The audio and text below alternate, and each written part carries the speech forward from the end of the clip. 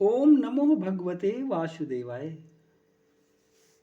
महाभारत की कथाओं में प्रसंग है धृष्टद्युम्न और द्रुपद की बातचीत, पांडवों की परीक्षा और परिचय। वैशंपायन जी कहते हैं, जन्मेजय, धृष्टद्युम्न पांडवों के इतना निकट बैठा हुआ था कि वह उनकी बातें तो सुन ही रहा था, द्रौपदी को देख भी रहा था, उसके कर्मचारी भी उसके साथ ही थे। वहां की सब बात देख सुनकर वह अपने पिता द्रुपद के पास पहुंचा।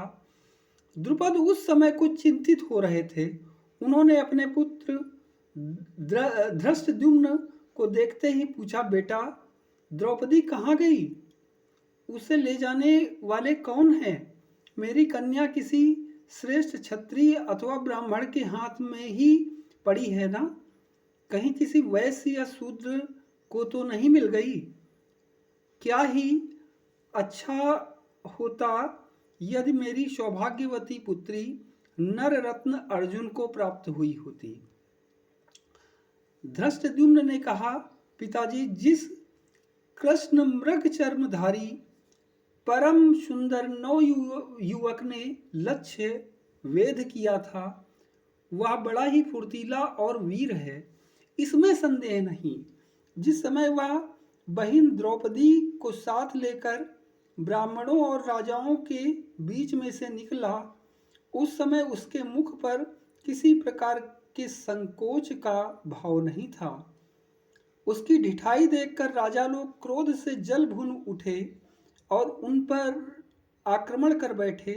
उसके साथी पुरुष ने देखते ही देखते एक विशाल वृक्ष उखाड़ लिया और उससे राजाओं का संहार प्रारंभ कर दिया। कोई राजा उनका बाल तक बांका नहीं कर सका। वे दोनों मेरी बहन को लेकर नगर के बाहर कुम्हार के घर गए। वहां एक अग्नि के समान तेजस्विनी स्त्री बैठी थी। अवश्य ही वह उनकी माता होगी। उसके पास और भी 3 परम सुंदर नवयुवक बैठे हुए थे। उन्होंने अपनी माता के चरणों में प्रणाम करके द्रौपदी को प्रणाम करने की आज्ञा दी और अपनी माता के पास उसे रखकर सब भाई भिक्षा मांगने चले गए। भिक्षा लेकर लौटने पर द्रौपदी ने माता के आज्ञा अनुसार देवता, ब्राह्मण आदि को दिया। उन लोगों को परोसा और स्वयं खाया। द्रौपदी उनके पैरों की ओर सोई। सभी लोग कुश और मृगचर्म बिछाकर धरती पर सो रहे थे। सोते समय वे लोग आपस में जो बातचीत कर रहे थे वह ब्राह्मणों, वैश्यों या शूद्रों जैसी नहीं थी।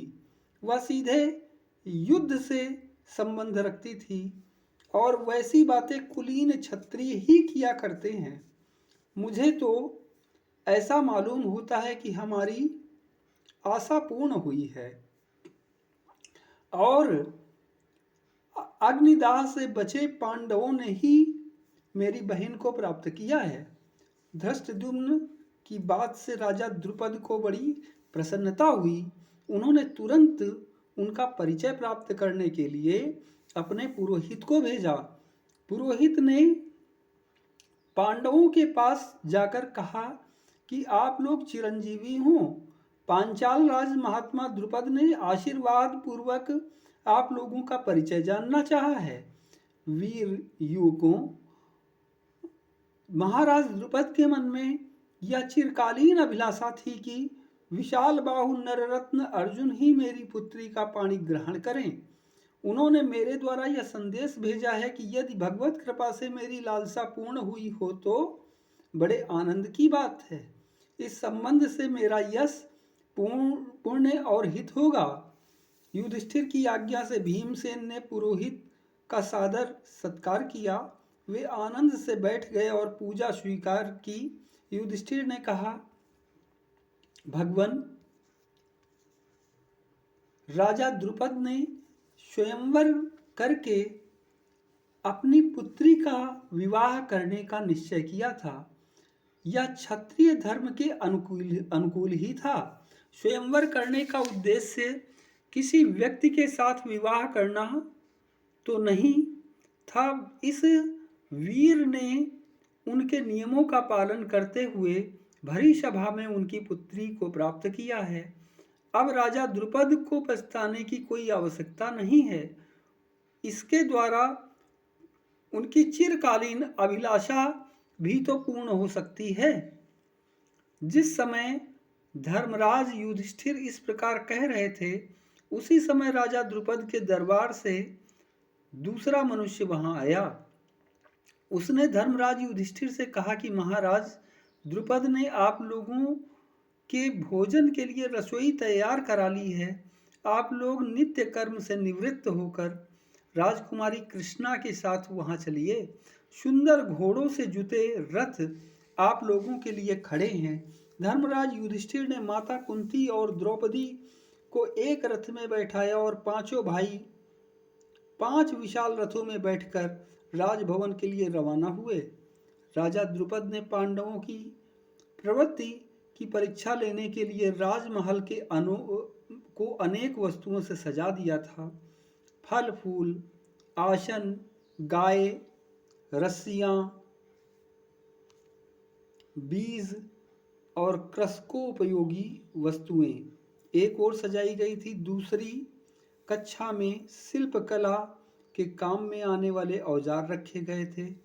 तरह तरह के खिलौने एक ओर, दूसरी ओर ढाल, तलवार, घोड़े, रथ, कवच, धनुष, बाण, शक्ति, रिष्टि और भुशुंडी आदि युद्ध की सामग्रियां शोभायमान थी। उत्तम उत्तम यंत्र आभूषण अन्य कक्षाएं शोभा पा रहे थे। जिस समय पांडवों के रथ वहां पहुंचे, माता कुंती और राजकुमारी द्रौपदी तो रनिवास में चली गईं। राजमहल की स्त्रियों ने बड़े आदर सत्कार के साथ उनकी अगवानी और सम्मान किया। इधर राजा, मंत्री, राजकुमार, उनके इष्ट मित्र, कर्मचारी और सम्मानित पुरुष पांडवों के शरीर की गठन, चाल ढाल, प्रभाव, पराक्रम आदि देखकर बहुत आनंद के साथ उनका स्वागत करने लगे। जो बड़े ऊंचे ऊंचे और बहुमूल्य राजोचित आसन लगाए गए थे, उन पर पांडव बिना किसी हिचक के जाकर बैठ गए। दास दासी सोने के बर्तनों में बड़ी सज धज के साथ सुंदर सुंदर भोजन परसने लगे और उन लोगों ने उचित रीति से सबको ग्रहण किया। भोजन के बाद जब सब वस्तुओं को देखने दिखाने का अवसर आया, तब पांडवों ने पहले उसी कक्षा में प्रवेश किया जिसमें युद्ध संबंधी वस्तुएं रखी हुई थी। उनका यह काम देखकर सभी लोगों के मन में यह निश्चय सा हो गया कि ये अवश्य ही पांडव राजकुमार हैं।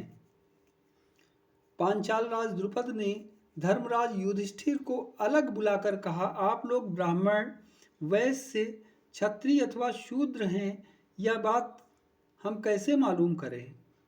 कहीं आप लोग देवता तो नहीं हैं जो मेरी पुत्री को प्राप्त करने के लिए इस वेश में आए हैं? धर्मराज युधिष्ठिर ने कहा, राजेंद्र, आपकी अभिलाषा पूर्ण हुई, आप प्रसन्न हो। मैं महात्मा पांडु का पुत्र युधिष्ठिर हूँ। मेरे चारों भाई भीमसेन, अर्जुन, नकुल और सहदेव वहाँ बैठे हुए हैं। मेरी माता कुंती राजकुमारी द्रौपदी के साथ रनिवास में है। ओम नमो भगवते वासुदेवाय।